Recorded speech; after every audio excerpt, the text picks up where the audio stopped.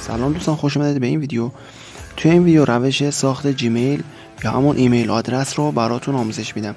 اگر شما تا هنوز بلد نیستید ایمیل آدرس خودتون رو بسازید، این ویدیو برای شما ساخته شده. اما اگر شما بلدید خودتون ایمیل بسازید و جیمیل بسازید، لازم نیست این ویدیو رو ببینید. قبل از اینکه ادامه ویدیو رو ببینید، کانال ما رو داخل یوتیوب سابسکرایب کنید و علامت زنگوله رو حتما فعال کنید تا از جدیدترین ویدیوهای ما با خبر باشید. برای شروع ساخت ایمیل آدرس، اولین کاری که شما میکنید اینترنت موبایل خودتون رو روشن میکنید و گوشیتون رو به اینترنت متصل میکنید. بعد از اینکه گوشیتون رو به اینترنت متصل کردید، وارد سیتینگ یا همون تنظیمات گوشیتون بشید و در پایین تنظیماتتون قسمت اکانت یا همون حساب‌ها رو ضربه میزنید و دوباره حساب‌ها یا همون اکانتس رو ضربه میزنید و در اینجا لیستی از حساب‌های شما نشون داده میشه. اگر شما حسابی نداشته باشید، حسابی نیست اینجا و روی افزودن حساب رو کلیک میکنید. در اینجا براتون برنامه‌ای که روی گوشتون نصب شده و میتونید باهاش حساب بسازید و نشون میده. شما در اینجا قسمت گوگل رو کلیک میکنید، کمی منتظر میمونید تا برنامه براتون لود بشه و در اینجا رمز گوشیتون رو باید وارد کنید. اگر گوشی شما رمز داره، اگر رمز نداره که همچین مرحله براتون پیش نمیاد. کمی منتظر میمونید تا برنامه گوگل براتون لود بشه تا بتونید ایمیل آدرس خودتون رو بسازید. خب در اینجا براتون همچین قسمتی میاد. شما کافیه این پایین روی ایجاد حساب ضربه بزنید و در اینجا برای خودم رو که همون فرمی میشه ضربه میزنید و در اینجا از شما اسم خودتون رو میپرسه. اسم خودتون رو وارد کنید. من اینجا میزنم که عباس و در اینجا هم همون نام خانوادگیتون رو میپرسه. خب و در اینجا قسمت نکست یا همون بعدی رو کلیک میکنید.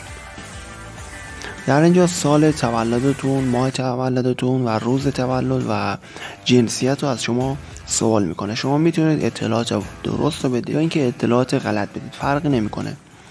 من اینجا میزنم و سالم 2000 میزنیم و ما هم اول و روزم اول. اوکی. خب نکست یا همون بعدی رو کلیک میکنید. در اینجا براتون 2 تا جیمیل یا همون ایمیل آدرس پیشنهاد میده، میگه که اینا رو میتونید استفاده کنید. اما اگر شما میخواید خیلی سریع کارتون راه بیفته، همینا رو یکیش انتخاب کنید. اما اگر میخواید که خودتون به طور دستی ایمیل آدرس شخصی سازی خودتون رو بسازید، روی ایجاد جیمیل کلیک میکنید و جیمیلی که میخواید بسازید و اون آدرس ایمیل رو اینجا وارد کنید. فقط باید همچین آدرسی که شما میخواید وارد کنید تا به حال کسی با اون آدرس جیمیلی نساخته باشه و فقط به طور مختص برای شما باشه.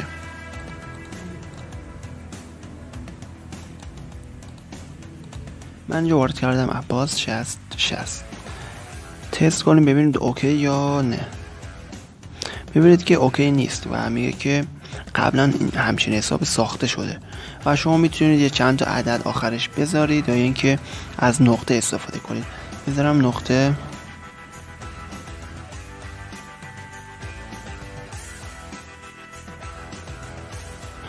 خب الان یه نقطه گذاشتم و یه کلمه اضافه کردم و حالا دوباره روی نکست یا اون بعدی رو کلیک میکنم. الان میبینید که اوکی شد و قبول کرد. حالا اینجا همون پسورد خودتون رو باید وارد کنید، پسوردی که میخواید روی ایمیل آدرستون سیو یا ذخیره بشه. اینجا باید پسوردی وارد کنید که بعدا از یادتون نره و یا یه جای درستی ذخیره کنید که همیشه داشته باشید.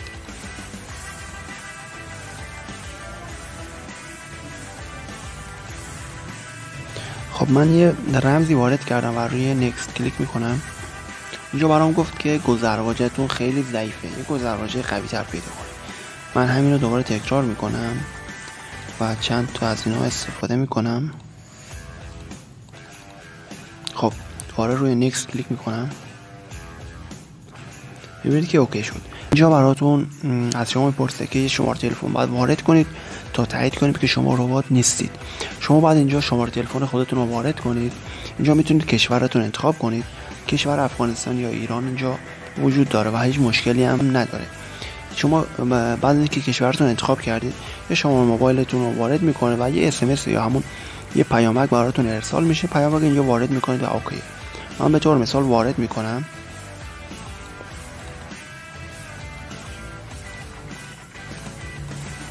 روی نکست کلیک میکنم.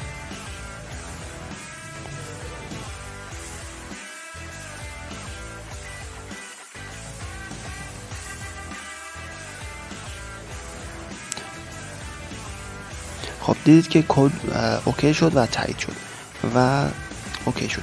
حالا از ما میپرسه این شماره رو میخوای روی این جیمیل سیو کنم تا بعدا اگر به مشکل خوردی رمزی تو فراموش کردی از طریق این شماره بتونی وارد اکانتت بشید.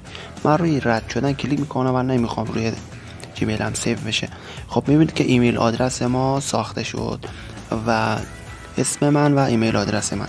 به نکست کلیک میکنم و اینجا برام لیستی از قوانینش رو میده و من همه اینا رو باید بزنم موافقم.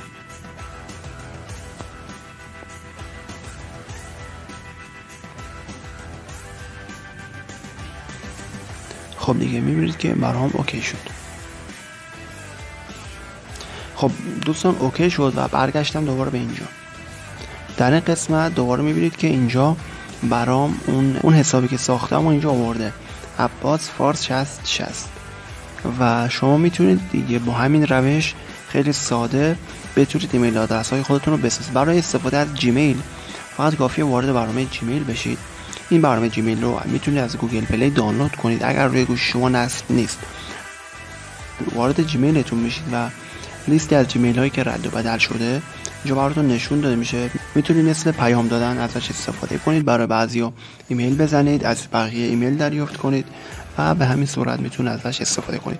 امیدوارم این ویدیو به درتون بخوره. حتما دکمه سابسکرایب کردن کانالمون رو بزنید. این ویدیو رو لایک کنید و از من حمایت کنید. تا ویدیو بعدی بدرود.